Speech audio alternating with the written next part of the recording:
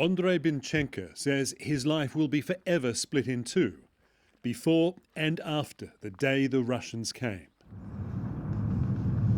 He remembers the skies over his home in Hostomel, near Kiev, suddenly swarming with dozens of attack helicopters. He says they flew in a low formation, like they were on parade. And soon after, he says, Russian ground forces approached his home.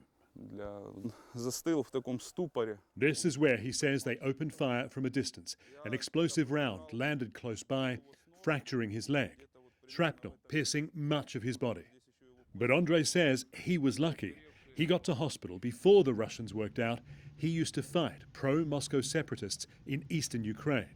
He says many veterans from the east were deliberately killed during the occupation. If I had not been wounded, I would have been shot too, he says.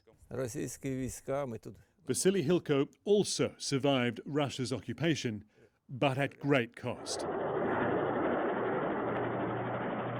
Vasily was shocked by the Russian numbers and firepower that rolled into Bogdanivka, a tiny village northeast of the capital. So many tanks passed, he said, so much ammunition. Every house had 20 soldiers occupying it, including the house where he, his neighbors, and family were sheltering. They stayed in the basement, the Russians moved in above. One night, Vasily says, 4 drunk soldiers pushed open the basement door and screamed, "Everyone out by the count of 10, or all will be killed." Vasily says women were screaming, children crying, and as he was the last one through the door, he was blasted from behind with a shotgun. He says nothing was left of the leg, all bones destroyed, just a puddle of blood in minutes. He says 2 days later, some Russian soldiers helped him get to hospital. He still thinks they're beasts, not people.